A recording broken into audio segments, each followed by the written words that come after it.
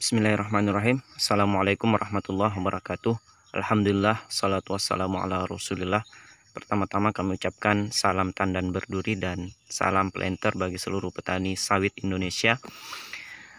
Dan juga mari kita sama-sama berdoa agar kita semua selalu diberikan kesehatan dan juga semoga kita selalu diberi rezeki yang berkah berupa buah kelapa sawit yang melimpah.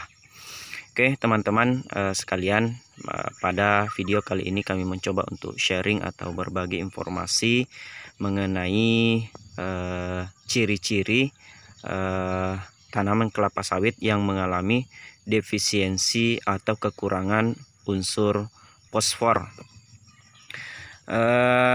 Teman-teman sekalian, jadi di sini nanti kita akan membahas mengenai gejala-gejala yang bisa kita lihat pada tanaman kelapa sawit yang mengalami kekurangan unsur fosfor tersebut.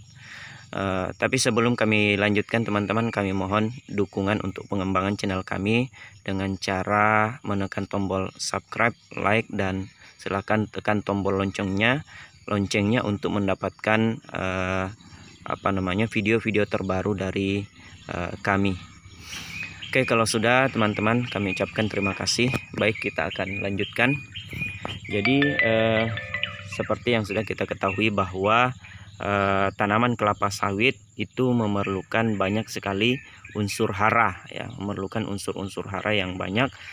Misalnya ada nitrogen, kemudian kalium, ya, magnesium dan lain sebagainya. Nah, termasuk salah satunya adalah unsur fosfor, di mana unsur fosfor ini merupakan salah satu unsur hara yang peranannya dalam proses metabolisme sel, yaitu untuk penyusunan asam nukleat, di mana ini berfungsi untuk dalam proses fotosintesis, kemudian perakaran, dan yang paling penting adalah proses transportasi di dalam tanaman kelapa sawit. Nah, baik teman-teman, kalau tanaman kelapa sawit kekurangan unsur-unsur yang lain, mungkin bisa kita amati dengan jelas. Misalnya kalau kekurangan nitrogen, bisa kita amati dengan menguningnya daun, ya. Kemudian kalau kekurangan kalium dengan adanya orange spot, ya, kalau dan lain sebagainya. Nah, kalau pada kekurangan fosfor atau defisiensi fosfor ini kita agak sulit mengamati, ya teman-teman, karena dia tidak mengarah ke daunnya, ya. Nah, jadi gejala atau ciri-ciri yang bisa kita amati pada tanaman kelapa sawit ketika dia kekurangan unsur fosfor adalah yaitu pada batangnya, teman-teman, ya. Pada batangnya itu dia semakin lama semakin kecil, ya. Ya, semakin tua umurnya maka batangnya juga semakin kecil, ya, seperti yang teman-teman lihat pada video kali ini. Nah, ini adalah salah satu ciri, ya, tanaman itu mengalami kekurangan fosfor. Nah, ciri yang lain yaitu pelepahnya itu dia menjepit, teman-teman, ya. Kemudian buahnya itu semakin tinggi, buah itu semakin kecil, ya, padahal yang kita harapkan adalah semakin tua kelapa sawit itu buahnya semakin besar. Nah, tetapi ketika dia mengalami kekurangan fosfor, maka buahnya itu akan semakin kecil, ya. Nah, ini teman-teman, ya.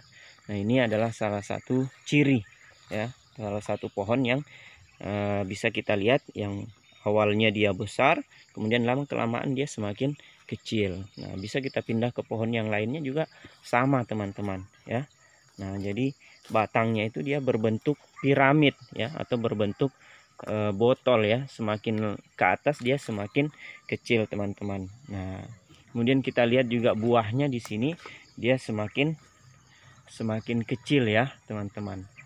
Nah, kekurangan unsur fosfor ini atau unsur P ini bisa kita atasi, ya, dengan cara menaburkan atau mengaplikasikan pupuk, ya.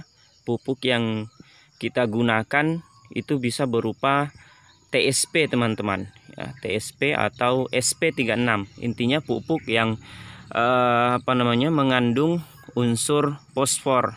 Nah, ini kita taburkan di tanaman kelapa sawit kita yang mengalami defisiensi fosfor tersebut. Nah, untuk pengaplikasiannya sama seperti pengaplikasian pupuk-pupuk yang lainnya, yaitu kita taburkan di piringan tanaman, kemudian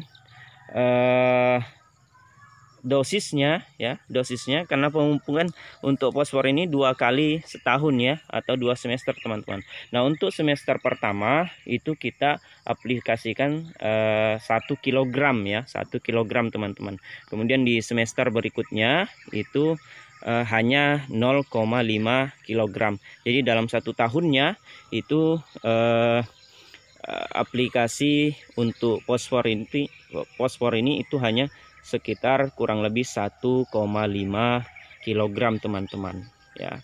Nah, ini jadi harapannya dengan kita menaburkan pupuk yang mengandung unsur fosfor ini, tanaman kita akan kembali normal kembali, dan yang paling kita harapkan adalah buahnya kembali membesar ya teman-teman.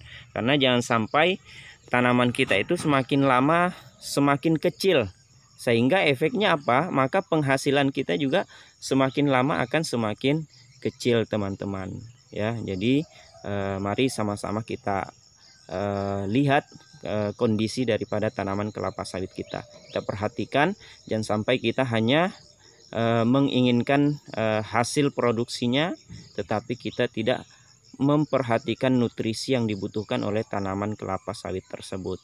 Kalau tanaman kelapa sawit kita nutrisinya tercukupi, maka dia juga akan memberikan hasil produksi yang memuaskan untuk kita.